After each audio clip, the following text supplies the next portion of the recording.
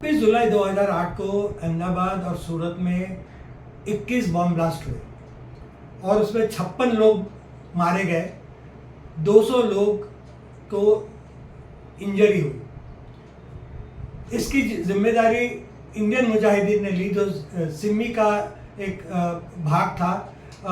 उन्होंने इसकी जिम्मेदारी ली इस बॉम्ब ब्लास्ट की, और उसमें से गुजरात हाई कोर्ट ने 38 लोगों को सजाए मौत कंफर्म की है, 11 लोगों को उम्र कैद की सज़ा दी है और 28 लोगों को बेगुनाह छोड़ दिया है। ये जो हिंसा की घटना है, इंडियन मुजाहिदीन ने उस वक्त सारे मीडिया को एक ईमेल भेजा था और कहा था कि हम ये बॉम्ब ब्लास्ट की जिम्मेदारी ले रहे हैं, इसलिए कि 2002 में के दंगों में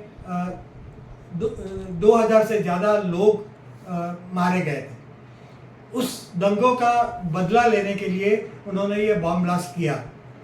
इस बॉम्ब ब्लास्ट का न इस्लाम में कोई जगह है, न हमारे कॉन्स्टिट्यूशन में जगह है, न इंसानियत में कोई जगह है। इस्लाम भी इस प्रकार के बेगुनाह लोगों को मारने के खिलाफ है, और यहाँ के मौलवी साहब उसके खिलाफ फतवे दे चुके हैं।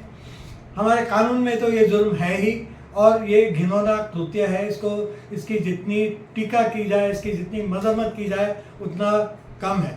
आतंकवादी घटनाएं 3 कारणों की वजह से होती है।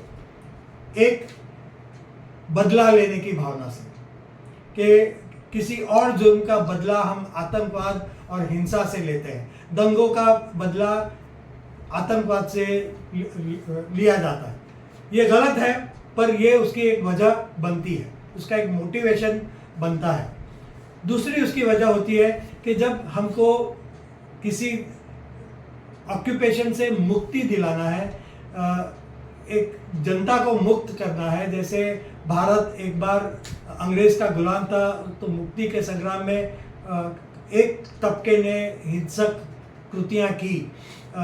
1905 में जब बंगाल का बंटवारा हुआ, उसके बाद अनुशीलन समिति और ऐसे दूसरे आतंकवादी घटनाएं कृत्य किए उन्होंने भारत की मुक्ति के लिए।